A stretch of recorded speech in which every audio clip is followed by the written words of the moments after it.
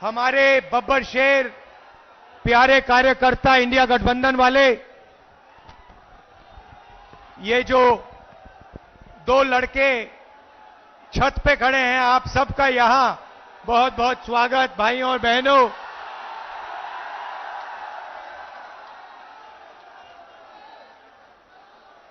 Press के हमारे मित्रों, सबका स्वागत। ये भैया प्रेस के मित्रों कहता हूं, मगर ये हमारे मित्र नहीं हैं, ये अदानी के मित्र हैं। 24 घंटा कभी अंबानी जी की शादी दिखाएंगे, कभी नरेंद्र मोदी जी का चेहरा।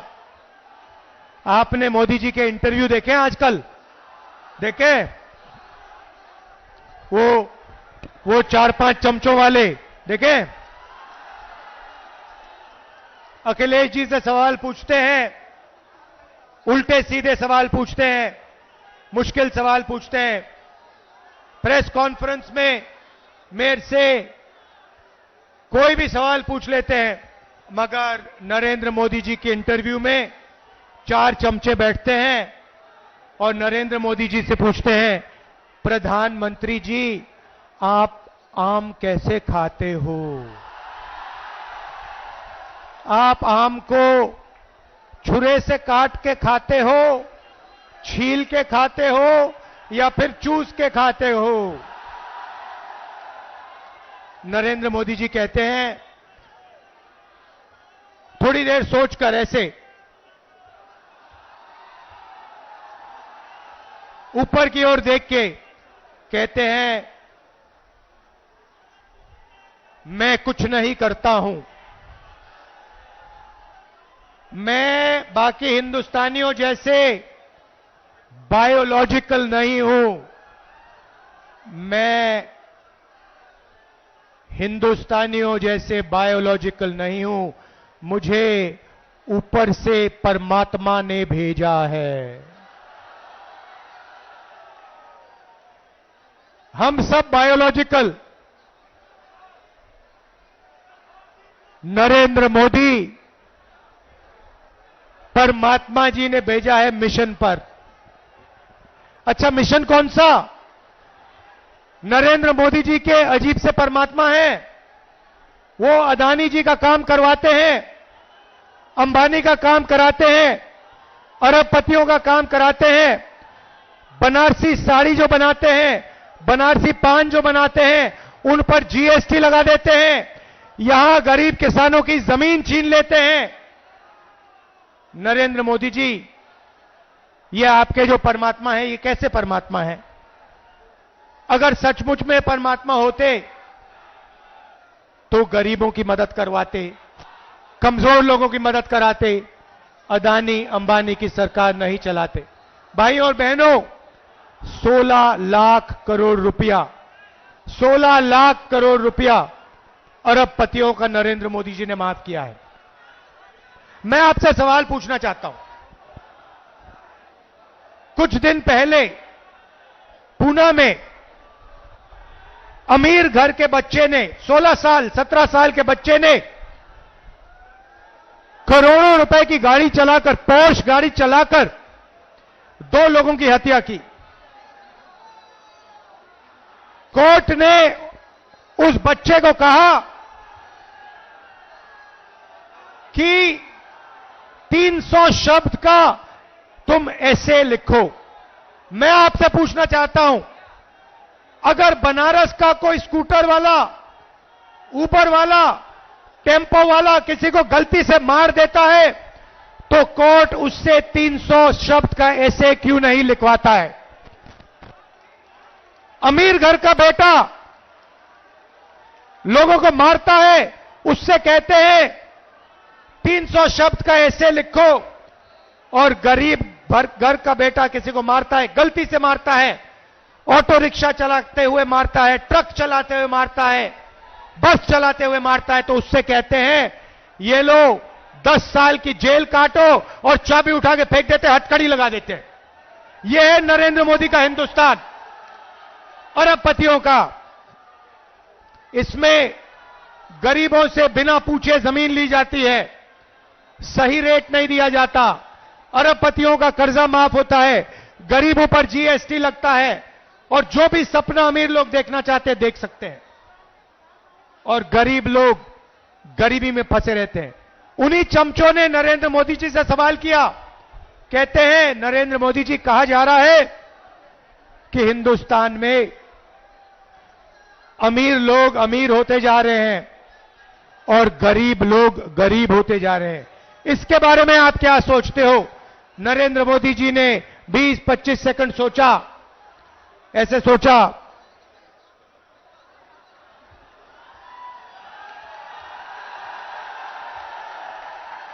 उसके बाद चमचों से कहते हैं तुम क्या चाहते हो कि मैं सबको गरीब बना दूं?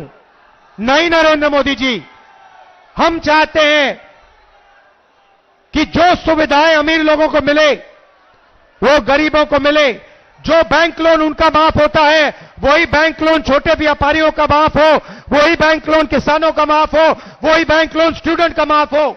जो उनके लिए आप करते हैं वो गरीबों के लिए आप कीजिए, ये हम चाहते हैं। भाइयों और बहनों, इंडिया गठबंधन ने मन बना लिया है, इंडिया गठबंधन ने मन बना लिया है। इन्होंने 16 लाख करोड़ रुपए अरबपतियों को दिए, अब हम लाखों करोड़ रुपए हिंदुस्तान के गरीब लोगों के बैंक अकाउंट में डालने जा रहे हैं।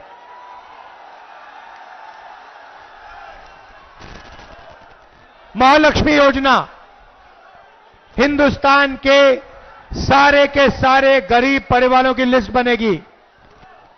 हर परिवार में से एक महिला का नाम चुना जाएगा। इस पवित्र काशी में लाखों लोगों के नाम इस लिस्ट पे आएंगे।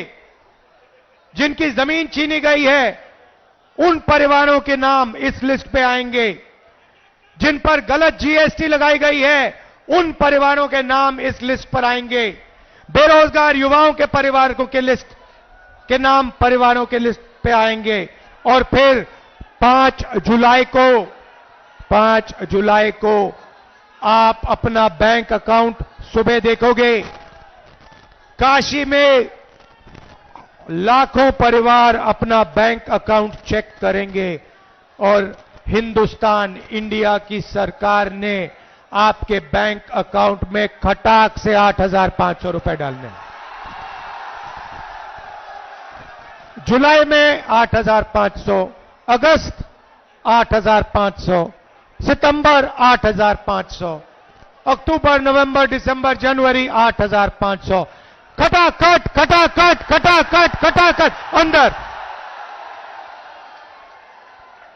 लाखों करोड़ रुपए हम आपको देने जा रहे हैं। यहां जो किसान हैं, आपकी इन्होंने जमीन छीनी। हम जमीन अधिग्रहण बिल लाए थे, नरेंद्र मोदी ने रद्द किया। हमें धमकाया कि इस बिल के लिए नहीं लड़ो। हम लड़े, मगर तब भी इन्होंने स्टेट लेवल पे इस बिल को रद्द किया। हम आपकी जमीन की रक्षा करेंगे, आपको सही रेट दिलवाएंगे। और काशी के किसानों, आप अच्छी तरह सुन लो, हम आपका कर्जा माफ करने जा रहे हैं। और पहली बार काशी के किसानों को कानूनी मिनिमम सपोर्ट प्राइस मिलने जा रही है। सही दाम मिलेगा आपको अनाज के लिए, धान के लिए, शुगर केन के लिए, आलू के लिए, जो भी आप उगाते हो उसके लिए आपको मिनिमम सपोर्ट प्राइस कानूनी मिलेगी। भाई और बहनों, पहली बार बनारसी साड़ी वालों पर, बनारसी पान बनाने वालों पर जीएसटी लागू की है। हम इनकी जीएसटी को बदलने जा रहे हैं, सरल जीएसटी बनाएंगे। एक जीएसटी होगी और जो मेहनत करते हैं, जो दलाली नहीं करते हैं, उनके फायदे की जीएसटी होगी। छोटे व्यापारियों की, बनारसी पान बनाने वालों की, बनारसी साड़ी बनाने वालों की जीएसटी हम बना के आपको दे देंगे। मजदूरों को आज मनरेगा में 250 रुपए, जून 4 के बाद 400 रुपए। आंगनवाड़ी आशा महिलाओं को जितनी आमदनी मिलती है उसको हम डबल कर देंगे, उसका दुगना आशा और आंगनवाड़ी की महिलाओं को मिलेगा। भैया ऊपर से गिर मत जाना ध्यान से। अब मैं बात करना चाहता हूं देश के युवाओं की। नरेंद्र मोदी जी ने सेना का और हिंदुस्तान के देशभक्त युवाओं का अपमान किया। पहली बार उन्होंने जवानों को मजदूर बनाया। भाई और बहनों, अग्निवीर योजना को इंडिया की सरकार रद्द करने जा रही है। इस योजना को 4 जून के बाद इस योजना को हम ऐसे फाड़ कर कूड़ेदान में फेंकने जा रहे हैं। एक तरीके का जवान होगा, सबको शहीद का दर्जा मिलेगा, सबको कैंटीन मिलेगी, सबको पेंशन मिलेगी। हम ये अग्निवीर योजना नहीं चाहते हैं।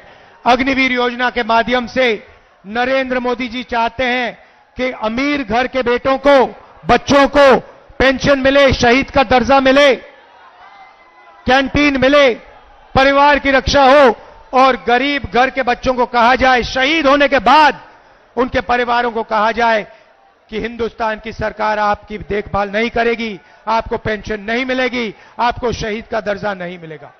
ये योजना बेकार की योजना है, नरेंद्र मोदी जी की योजना है। इसको हम खत्म करने जा रहे हैं, कूड़ेदान में फेंकने जा रहे हैं। बेरोजगार युवाओं को हमारा पहला काम 30 लाख सरकारी नौकरी देने का होगा। खाली पड़ियां आपके हवाले कर देंगे। भाइयों और बहनों, सच्चाई यह है कि नरेंद्र मोदी जी ने नोटबंदी की, युवाओं से रोजगार छीना, छोटे व्यापारियों को खत्म किया, स्मॉल मीडियम बिजनेस खत्म किया, अरबपतियों को फायदा पहुंचाया। युवाओं को हम पहली नौकरी पक्की योजना देने जा रहे हैं। बैंक में खटाखट 8,500 रुपए, साल का 1 लाख रुपए, बेहतरीन ट्रेनिंग, 1 साल की नौकरी, बैंक अकाउंट में 1 लाख रुपए, प्राइवेट सेक्टर, पब्लिक सेक्टर, सरकारी अस्पताल, सरकारी कॉलेज, सरकारी ऑफिसेज में। हिंदुस्तान को बदलने की 2 योजनाएं हैं। पहली नौकरी पक्की, महालक्ष्मी योजना। भाइयों और बहनों, इसके पीछे सोच है। उन्होंने अरबपतियों के बैंक अकाउंट में पैसा डाला, अरबपतियों ने इस पैसे को अमेरिका में, जापान में, दुबई में खर्चा।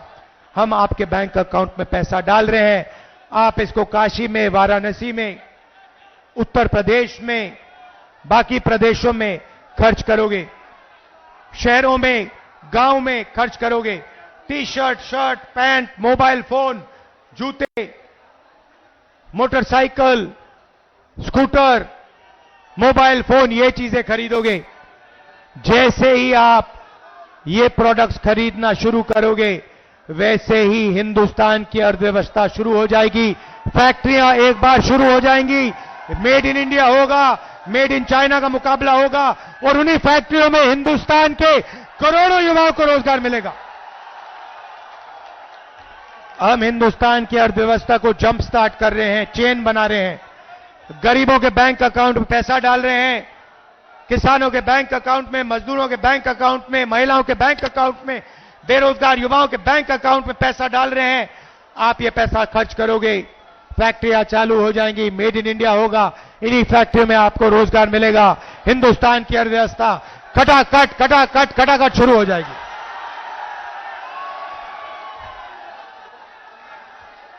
भाई और बहनों, अब अच्छी तरह सुनो, मैं आपको एक बात बताना चाहता हूं। नरेंद्र मोदी जी ने और बीजेपी के लोगों ने जिंदगी की सबसे बड़ी गलती की है। दलित भाइयों, पिछड़े भाइयों, आदिवासी भाइयों और बहनों, नरेंद्र मोदी जी ने और उनके नेताओं ने खुलकर अंबेडकर जी के कॉन्स्टिट्यूशन पर, अंबेडकर जी के संविधान पर आक्रमण किया है। उनके नेताओं ने साफ कह दिया है कि अगर वो चुनाव जीतेंगे तो अंबेडकर जी के कॉन्स्टिट्यूशन को, अंबेडकर जी के संविधान को वो फाड़ के फेंक देंगे। एक नेता ने नहीं कहा, अनेक नेताओं ने कहा है। वो इस किताब को, आपके भविष्य को, आपके दिल के भावनाओं को रद्द करना चाहते हैं, फाड़ के फेंकना चाहते हैं। ये इनकी जिंदगी की सबसे बड़ी गलती है। मैं इनसे कहना चाहता हूं, ये संविधान अंबेडकर जी ने दिया, गांधी जी ने दिया, नेहरू जी ने दिया और हिंदुस्तान की जनता ने, पिछड़ों ने, दलितों ने, आदिवासियों ने, किसानों ने, मजदूरों ने दिया। इस पर आपने आक्रमण किया। ये आपकी जिंदगी की सबसे बड़ी गलती है। मैं काशी की जनता को कहना चाहता हूं, इस संविधान को कोई शक्ति नहीं छू सकती। नरेंद्र मोदी छोड़ो, कोई पैदा नहीं हुआ है दुनिया में जो इसको छू सकता है, इसको फाड़ सकता है। भाइयों और बहनों, मैं आपको एक बात कहना चाहता हूं, एक बात समझिए और आप ये लिख के ले लीजिए।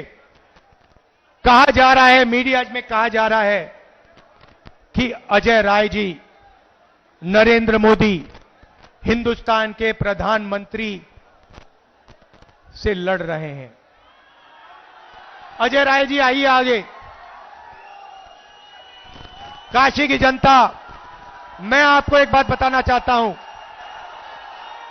ये लड़ाई गरीबों और अरबपतियों के बीच में लड़ाई है। और अब मैं जो कह रहा हूं, ये अच्छी तरह सुन लीजिए। ये चुनाव अजय राय जी और प्रधानमंत्री को चुनने का चुनाव नहीं है, क्योंकि नरेंद्र मोदी जी प्रधानमंत्री नहीं बन रहे हैं। इस चुनाव में मुकाबला है नरेंद्र मोदी जी और अजय राय जी के बीच में मुकाबला है। मगर मैं आपको गारंटी कह के कह रहा हूं कि इस देश के प्रधानमंत्री 4 जून को नरेंद्र मोदी जी नहीं होंगे। इसीलिए यह चुनाव प्रधानमंत्री कैंडिडेट और अजय राय के बीच में नहीं है। यह चुनाव सिर्फ नरेंद्र मोदी जी और अजय राय जी के बीच में है। और मैं गारंटी कह के कह रहा हूं कि जबरदस्त लड़ाई है और इस लड़ाई को अजय राय जी जीत भी सकते हैं, भारी बहुमत से जीत सकते हैं। क्योंकि ये लड़ाई बनारस के ऑटो रिक्शा वाले, बनारसी साड़ी बनाने वाले, बनारस के किसानों, मजदूरों, गरीब लोगों के बीच में है।